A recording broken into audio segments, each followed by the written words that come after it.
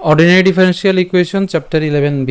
এই চ্যাপ্টারটার মধ্যে হচ্ছে 11A যেটা টাইপ 1 ছিল, এখানে আমরা টাইপ বি সম্পর্কে হচ্ছে জানবো। ঠিক আছে, আর এখানে নন হোমোজেনাস লিনিয়ার ইকুয়েশনই হবে, অর্থাৎ সমান চিহ্নের পরে কোনো না কোনো একটা পদ থাকবে। সো প্রথমে আমরা একটু দেখি যে এখানে কোন ধরনের আসে আসলে। ঠিক আছে, আমরা জাস্ট শুধুমাত্র দুইটা ম্যাথ নিয়ে আলোচনা করব এই ভিডিওতে, আর বাকিগুলো হচ্ছে আমি পিডিএফ দিয়ে দিব। সো এখানে বলছে যদি শুধুমাত্র ডান পক্ষে e⁻mx থাকে, এখানে যেভাবে নোট করা শুরু করছি এভাবে নোট করবা। ঠিক আছে, সো এই যে ডান পক্ষে e⁻mx থাকে, তাহলে টাইপ 2 আমাদের হচ্ছে ডি এর স্থানে এম বসবে, মানে নর্মালি আর কি, মানে ডি এর স্থানে এম বসবে, এটা আমরা জানি। আর হচ্ছে e⁻mx থাকে, তাহলেই হচ্ছে টাইপ 2 e⁻mx, অর্থাৎ এক্সপোনেনশিয়াল ফাংশন e⁻mx, অর্থাৎ এম এর জায়গায় যে কোনো মান থাকতে পারে। তো এখন প্রথম ম্যাথ যে d² - 3d + 2 * y সমান হচ্ছে e⁵x। তো এটা যেহেতু নন হোমোজেনাস, তাহলে প্রথমে আমাদের কাজ হচ্ছে হোমোজেনাস ইকুয়েশন বানিয়ে নেওয়া। সো এই যে আমরা ডান পাশটা 0 ধরে আমরা কি করলাম, হোমোজেনাস ডিফারেনশিয়াল ইকুয়েশন করলাম।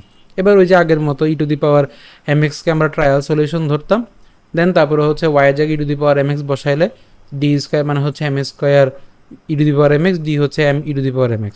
সো ওই ফ্রম 2 থেকে আমরা কি পাই, ওই যে m² - 3m + 2 e⁻mx সমান হচ্ছে 0, এটা আমরা পাই। সো এই যে তারপর হচ্ছে অক্সিলারি ইকুয়েশন e⁻mx-কে ডান পাশে পাঠিয়ে দিলাম। তো এখান থেকে ওই যথারীতি আগের মতো আমরা m এর দুইটা মান পাইছি। সো এবার কাজ কি, প্রথম হচ্ছে কমপ্লিমেন্টারি ফাংশন অর্থাৎ yc এর মান বের করা।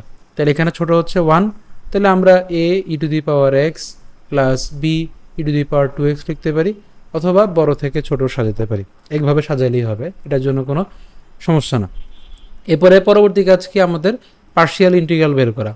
ঠিক আগের মতো হচ্ছে কি যে 1 এই ব্র্যাকেটের মধ্যে যেটা আছে, হ্যাঁ, অর্থাৎ অধীন চলক ছাড়া যেটা আছে সেটাই হচ্ছে আমরা বসাবো। তাহলে 1/d² - 3d + 2, আর সাথে হচ্ছে ডান পাশে সমান চিহ্নের ডান পাশে যেটা আছে সেটাকে আমরা বসাবো। তাহলে e⁵x আমাদের এখানে বসছে। ঠিক আছে, এখন এবার হচ্ছে মেইন জিনিস, এখানে খেয়াল করি, আগে আমরা ওই টাইপ 1-এর মধ্যে সূত্র করতাম 1 - d whole to the power -1 বা -2 বা 1 + d whole to the power -1 -2 -3, কিন্তু এই জায়গায় খেয়াল করতে হবে, এখানে e⁻mx, এখানে m এর মান যেটা, অর্থাৎ x এর সহগ যেটা, এই x এর সহগের মানটা d এর জায়গায় বসাবো। যেখানে যেখানে d থাকবে সেখানে সেখানে আমরা x এর সহগটা বসাবো। তাহলে এখানে x এর সহগ কত, 5, তাহলে d যেখানে আছে সেখানে এই যে 5 বসাইছি, 5² - 3 × 5 + 2, আর e⁻5x 5x এর জায়গায় থাকবে। ঠিক আছে, এটাই হচ্ছে আমাদের এই টাইপ 2 এর ভিন্নতা আর কি। ঠিক আছে, সো এবার হচ্ছে 1 এর সাথে e⁻5x গুণ করে দিলাম, e⁻5x, বাকিটা ক্যালকুলেশন করে আমরা মান পাইছি হচ্ছে e⁻5x/12। তো এটা পাইলাম কি, particular integral. So general solution হচ্ছে কি, আমরা পড়ছি যে yc + yp, সো yc-র মান এটা ছিল এবং yp-র মানটা বসাই দিয়েছি। একদমই সহজ ম্যাথটা। ঠিক আছে, এরপরে ঠিক একই রকমভাবে পরের ম্যাথটাও সেম। এখানে কি বলছে যে e⁻−x আছে। সো আমাদের কাজ কি, প্রথম হোমোজেনাস ডিফারেনশিয়াল ইকুয়েশন বের করা, ট্রায়াল সলিউশন বের করা, এখান থেকে আমরা m এর মান পাইছি।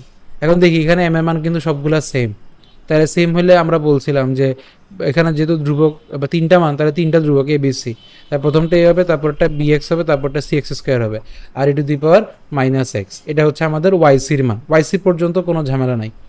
এরপর হচ্ছে ypর মধ্যে কি হবে, 1 এই যে d³ + 3d² + 3d + 1 into e⁻, কত হবে, -x, e⁻−x। এখন এখানে x এর সহগ কত, x এর সহগ হচ্ছে -1। সো যেখানে যেখানে d আছে সেই জায়গাতে আমরা কি বসাবো, -1 বসাবো। এটা হচ্ছে প্রথম কথা। কিন্তু এখন একটা জিনিস খেয়াল করি, -1 বসানোর পরে যদি আমাদের হর যদি 0 আসে, যেমন এখানে আসলে এটা কার সূত্র, এটা হচ্ছে d+1 হোল কিউবের সূত্র, এই জন্য d+1 হোল কিউব করছি, ইন্টু e⁻−x করলাম। খেয়াল করো, e⁻−x করলাম। এখন ব্যাপারটা কি, যে এখানের মধ্যে যে x এর সহগ কত, -1, তাহলে -1 আমরা এখানে বসাই। তাহলে -1 যদি বসাই, 1/-1 + 1 হোল কিউব। সো এটা চলে আসতেছে আমাদের অসংজ্ঞায়িত আসলে হবে না। অসংজ্ঞায়িত যখন আসবে তখন আমাদের এখানে যে মূল চলক মানে e⁻mx, এখানে মূল চলককে x, তাহলে একটা x আমাদের সামনে নিয়ে আনতে হবে। এই যে নিয়ে আসছি একটা সামনে নিয়ে আসার পরে আমাদের এই যে d+1 হোল কিউব যেটা আছে এটাকে একবার আমরা অন্তরীকরণ করব। এই জিনিসটা কিন্তু খুবই গুরুত্বপূর্ণ, কিন্তু কি বলছি, আমাদের এই যে এটা প্রথমে সূত্র আসছে, সূত্র আসার পরে d+1 হোল কিউব পাইলাম, e⁻−x পাইছি। এখন এখানে x এর সহগ বললাম যে -1, তাহলে আমাদের কাজ কি, ডি এর জায়গায় মান বসানো, যেখানে ডি আছে। সো ডি এর জায়গায় মান বসানোর পরে আমরা দেখলাম যে এটা 1/0 মানে অসংজ্ঞায়িত ফর্ম আসে। সো অসংজ্ঞায়িত তো হইলে তো আমাদের অ্যান্সার আসবে না, এজন্য কি করতে হবে, এখানে যে মূল চলক, তাহলে e⁻−x আছে, এখানে চলক হচ্ছে x, তাহলে একবার একটা চলক লিখবো, তার মানে x। আর যেটা 1/d+1 হোল কিউব আছে, এটাকে একবার আমরা অন্তরীকরণ করবো, মানে নিচের হরকে আমরা অন্তরীকরণ করবো। তাহলে অন্তরীকরণ যদি করি, তাহলে এখানে আমাদের d+1 হোল কিউব, তাহলে এটাকে অন্তরীকরণ করলে কি পাই, ওই যে x two the power n এর সূত্র, n into x two the power n+1, তাহলে 3 থেকে একবার দিলে হচ্ছে 2, তাহলে 3 ইন্টু d+1 হোল স্কোয়ার পাইছি, ইন্টু e⁻−x।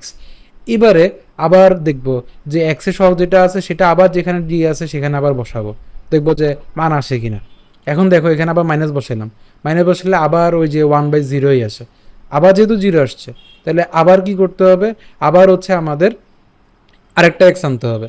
তাহলে এখানে কি হলো, এখানে একটা অলরেডি এক্স আছে, তাহলে আরেকটা এক্স আনবো, তাহলে এক্সের সাথে এক্স গুণ করলে হচ্ছে এক্স স্কোয়ার, এই যে সরাসরি এক্স স্কোয়ার লিখলাম। আর যেটা বলছিলাম সেটা হচ্ছে কি, যে হরে যেটা থাকবে সেটাকে আমরা কি করব, অন্তরীকরণ করব। তাহলে 3 ইন্টু d+1 হোল স্কোয়ার আছে, তাহলে এখানে 3 তো ধ্রুবক, আর d+1 হোল স্কোয়ারকে অন্তরীকরণ করলে x two the power n সূত্র করলে n into x two the power n+1, so 2 থেকে একবার দিলে 1, তাহলে 2 ইন্টু d+1, তাহলে কি থাকে 6 ইন্টু d+1, এই যে 6 ইন্টু d+1 আসছে, ঠিক আছে, ইন্টু e⁻−x।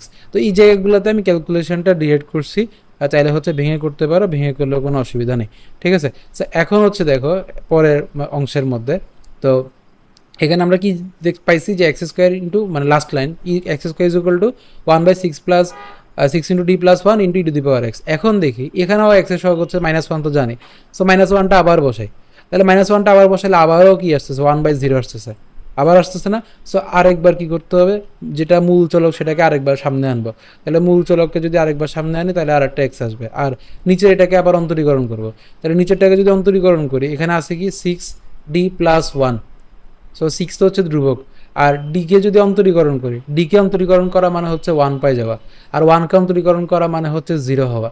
সো আমরা 6 ইন্টু 1 পাচ্ছি, মানে 6 পাচ্ছি, তাহলে সরাসরি হচ্ছে 6, আর এখানে থাকে হচ্ছে e⁻−x। তাহলে এবার ক্যালকুলেশন যদি করি, তাহলে আমাদের উপরে থাকবে হচ্ছে x³ e⁻−x বাই হচ্ছে 6, এটাই হচ্ছে আমাদের কার মান, yp এর মান। দেন জেনারেল সলিউশন কী হবে, yc plus yp, just normal calculation, ঠিক আছে।